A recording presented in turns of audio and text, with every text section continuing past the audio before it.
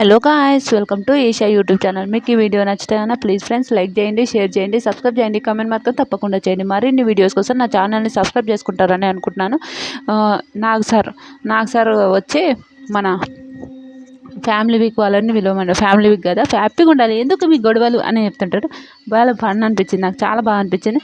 తర్వాత family week కదా, అందరం హ్యాపీగా ఉందామని ఇంకా మాట్లాడుకుంటారు. మాట్లాడుకున్న తర్వాత వీళ్ళు ఎవరు భరణి గారు మన వాళ్ళ భరణి గారు వాళ్ళ ఫ్యామిలీ వస్తుంది. ఫ్యామిలీ వచ్చినప్పుడు ఎవరు వాయిస్ చెప్తే వాళ్ళే తీసుకోవాలంటే ఫస్ట్ తను చెప్తారు. తను చెప్పినప్పుడు అలా చెప్పొద్దు కదా అంటే భరణి గారు ఆల్రెడీ వాళ్ళ అమ్మ వాయిస్ విన్న వెంటనే ఏడుస్తూనే ఉంటారు.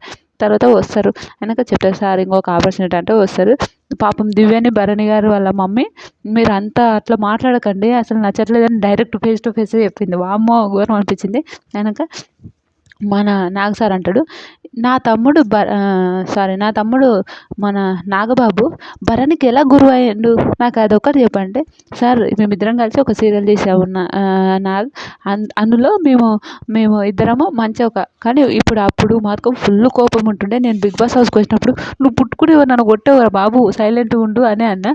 కానీ ఆ ఇంత సైలెంట్ ఉంటే నాకే చిరాకు కొడుతుంది. నేను ఇన్ని రోజులు బిగ్ బాస్ హౌస్ ఇంతవరకు చూడలేను, ఇప్పుడు ఓన్లీ భరణి కోసం బిగ్ బాస్ హౌస్ చూసినప్పుడు అయితే నాకైతే భలే అనిపిస్తుంది.